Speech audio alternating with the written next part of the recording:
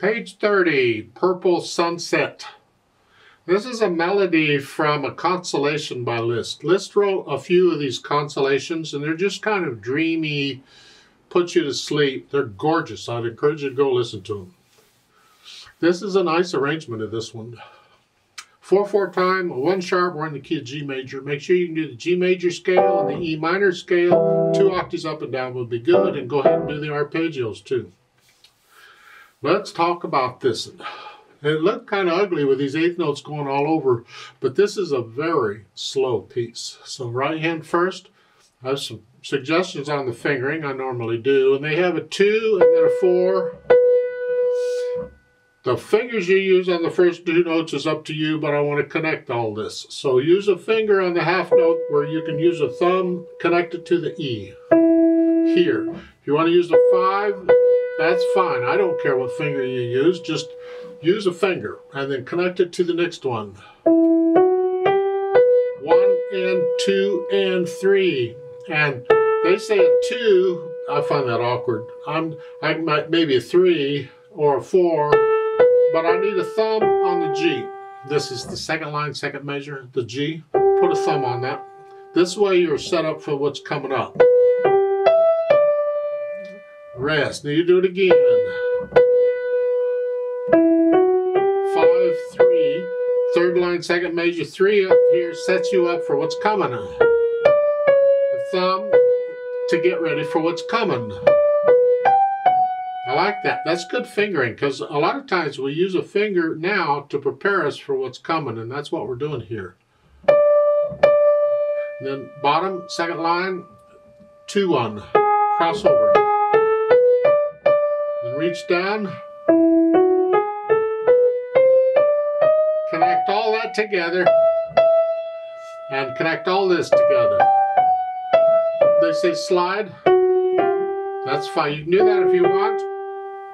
You can also do a 2-1 there if your hands are small enough. But a slide is kind of fun. Slide. I like sliding. We can slide off.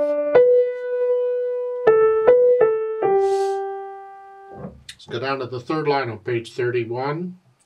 It's the last measure. The B flat, E flat. The arpeggio, the squiggly line, I'll come back to that, right? I'll just play this. Here, 1, 2, 4. And I'm going to, they say a 2 on the lift up. No, I want to connect this. So I'm going to use a 5 and then a 1. Here, and then a 5, 1. And the same thing next line. 5 and then 1. And connect these at the bottom. This is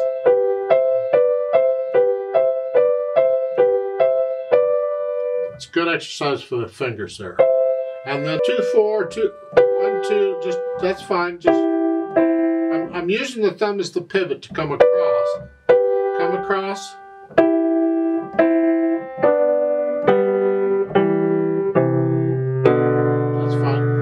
Left hand broken chords here. I use a 4. They say a 3 at the beginning. I don't recommend it. The chord is this, and that's the fingering. Use 4 on that. Just for 1 note crossover. This enables us to cover more notes than the hand arm. I mean, you could do a 5, 4, 3, 2, 1. And sometimes we have to. But you also need practice at this.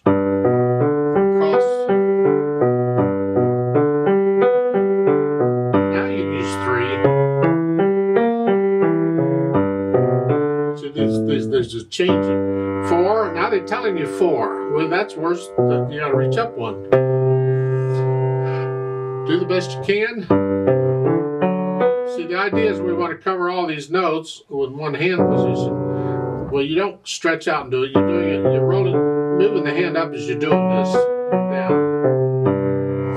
If that's absolutely no, you can't do that here, then you have to do it. 3, 1.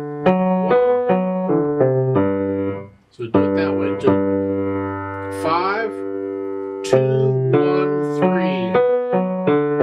If your hands are really little and you can't do this, that's okay. We adjust. Next measure, 5-3. F sharp now. And the last measure back to 4, not 3. This is the third line down, last measure is 4 on the B, on the D.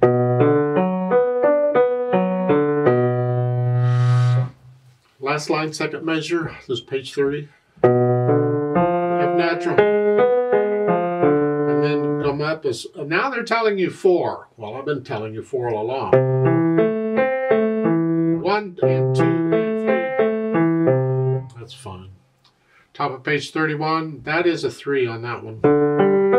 See, the idea is on these, if there's only one note in between, I use 4. If there's 2 notes in between, I use 3. Well, we couldn't do that earlier because of the way they wanted you to go from here to here. Normally I wouldn't do that, I'd use 3.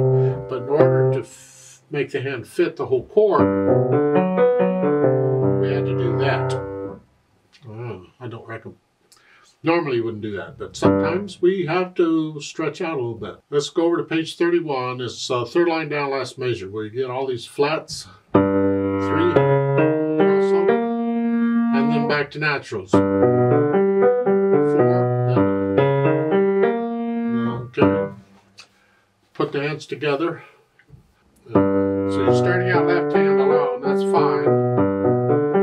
Then it comes in.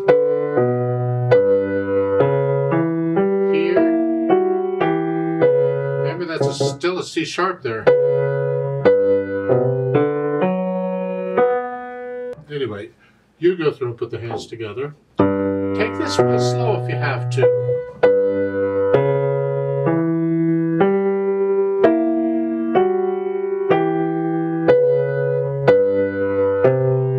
If you have to get it, and you can gradually speed it up later, but no hesitations. It needs to be a steady 8th note pulse throughout. As far as the articulation goes, this is all connected. You got phrasing in here, but you got rest. You're going to lift up the left hand. You connect everything as best you can, except for the rest, of course. Connect it all. You have some 2 new toes at the beginning. Hang on to those, linger on them as long as you can. I don't know that you need 2 new toes on those, but they did. I don't know. Just connect all this together. Don't lift up. Connect it all. Now you get a rest, you lift up. So I disagree with their slurring here, because in the second line, they'll be here, they lift up. I would connect that. And then lift up. Connect that. I tend to want to connect all that, but if you want to lift up between those, go ahead. I guess it says to. I don't like that.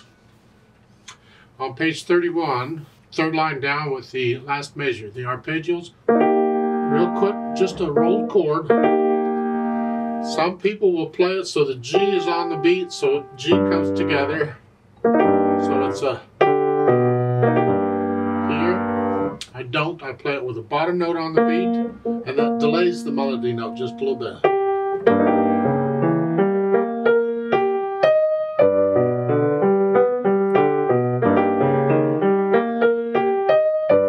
Dynamics go to the right hand. It's the melody, soft and gentle throughout this piece. Second line crescendo a little bit. Up to about a moderately soft. Don't go very loud. Then go back down to soft. At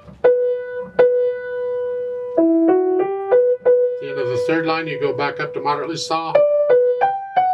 Now you're going to stay at moderately soft. And at the top of page 31, crescendo, you're going to go up to moderately loud. Up here, that's moderately loud.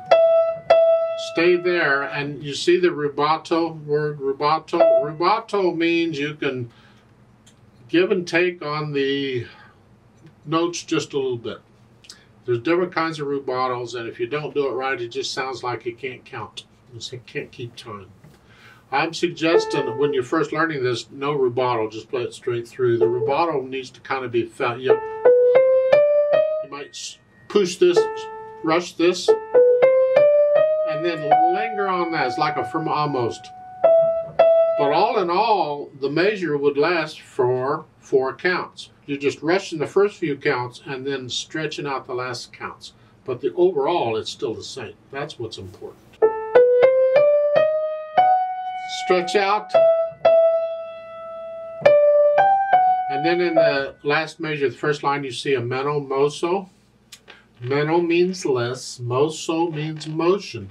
It means slow down a little bit, linger, just slow the tempo. So if I'm going 1 and 2 and 3 and here I'm going to go 1 and 2. I just slow the tempo down a little bit.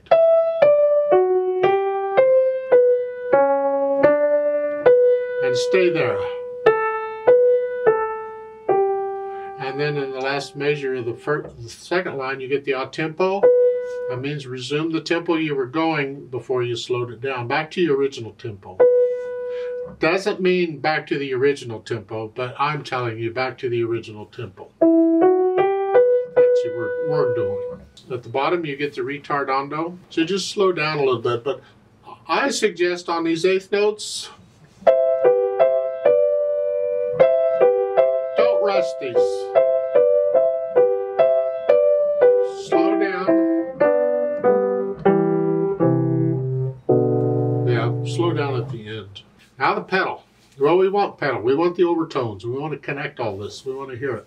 It's going to be overlapping pedal. And because it's slow, lento is slow, then you got plenty of time to push the note down and then the pedal. And I'm going to lag the pedaling here. Here, notes first, and then this is very soft, and you're going to stay very soft in the left hand. Change it. Now this, see, this is a soft piece, and we have time to hear everything. Now, if it goes quickly, quickly is not so bad, but if we have time to hear it, I don't know. If it's too mushy for you, then change the pedal on the last beat in that measure.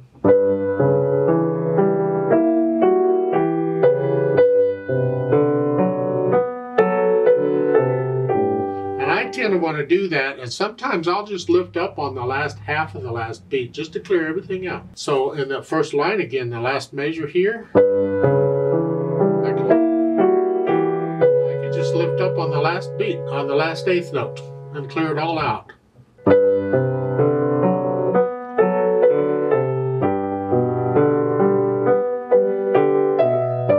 can do that pretty much throughout. Just lift up on the last eighth note.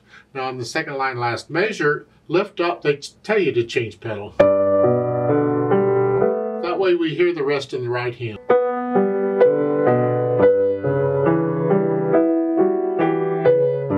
Last line, first measure, when I get a rest in the right hand, I'm going to lift up or change the pedal. I want to hear it. I'm going to do that throughout. I don't know why they tell you to change it at the second line and they don't tell you to change it anywhere else. In my mind, it should be done the same way throughout. Change it on the third beat so we hear the rest. Now, top of page 31, you're not pedaling this.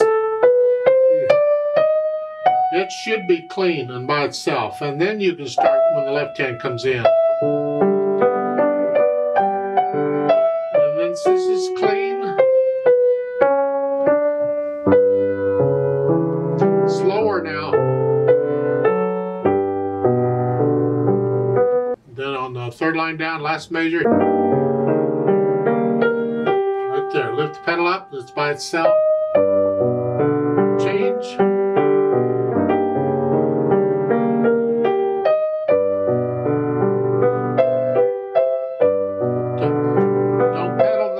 Beat there, and now you can pedal to run it together. Change each beat. Yeah, that's nice.